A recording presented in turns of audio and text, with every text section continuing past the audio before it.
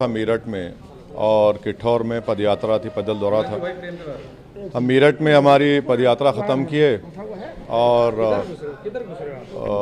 2:30 बजे करीब ख़त्म किए। फिर किठौर गए। किठौर में हमने करीब 1 घंटा हमारा पैदल दौरा हुआ और फिर वहाँ से हम हमारे जो पार्टी के ज़िम्मेदार हैं उनके घर में जाकर थोड़ा लंच वंच किए और फिर उसके बाद हम वहाँ से नमाज पढ़ के निकले। तो ये पिलखुवा जो है छिछारसी टोल गेट के पास अचानक एक ज़ोरदार आवाज़ आई। तो हमारे साथ गाड़ी में हमारे दोस्त यामीन गाड़ी चला रहे थे, शौकत हमारे अध्यक्ष और सारिम बैठे थे।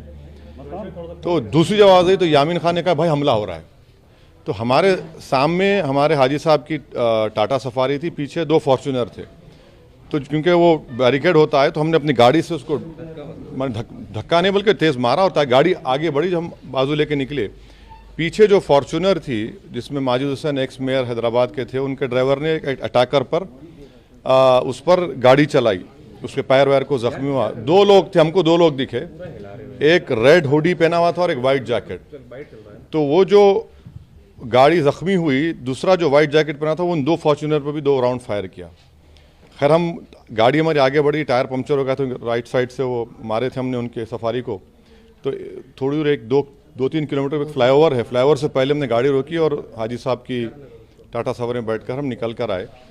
अभी हमारी वहाँ के एडिशनल एसपी से बात हुई, उन्होंने कहा कि एक शूटर को पकड़ा गया है, वेपन भी मिला है और हमारी गाड़ी के ऊपर 3 निशानात हैं लेफ़्ट साइड के ऊपर। तो उन्होंने कहा कि वो फॉरेंसिक के लोगों को भी बुला रहे हैं और पूरा जांच करेंगे। हम तो इलेक्शन कमीशन और गवर्नमेंट ऑफ इंडिया और मुख्यमंत्री जो चीफ मिनिस्टर हैं, हम तो ये उम्मीद करेंगे कि देखें आखिर क्या है चक्कर। ये एक सिटिंग एमपी के ऊपर इस तरह का पूरे वेल प्लान्ड तरीके से होना, क्योंकि जब आप टोल गेट के पास तो गाड़ी रुकती है कैसा भी, आपकी बैरिकेड होता है, तो वहाँ पर इसका मतलब है कि वो लोग हमारा रेकी कर रहे थे दिन भर से और वहाँ पर वो रुके हुए थे, इंतज़ार में थे। और उसके बाद खैर अल्लाह बड़ा है, अल्लाह ने हमको सेफ़ रखा अल्हम्दुलिल्लाह।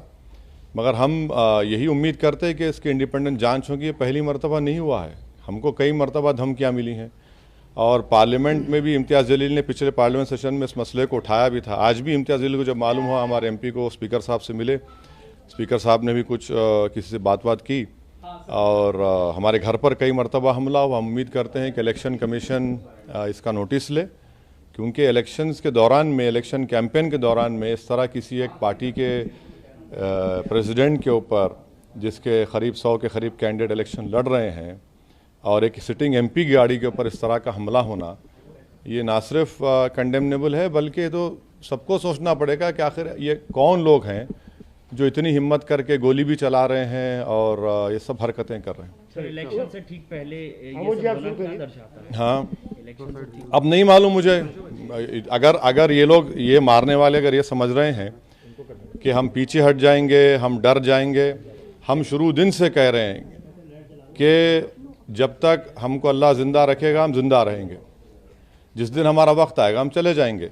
मगर इस तरह के बुज़दिली की हरकतों से, इस तरह से गोली चलाने से हमारे ना हौसले और हिम्मत में कमी आएगी, बल्कि इंशाल्लाह और हौसले हिम्मत बढ़ेगी। और हमारा मानना है कि जब अल्लाह बचाना चाहता है, मगर ये कौन ताकतें हैं और कैसे उत्तर प्रदेश में ये इस तरह की हरकत हो रही है, ये तो जनता को भी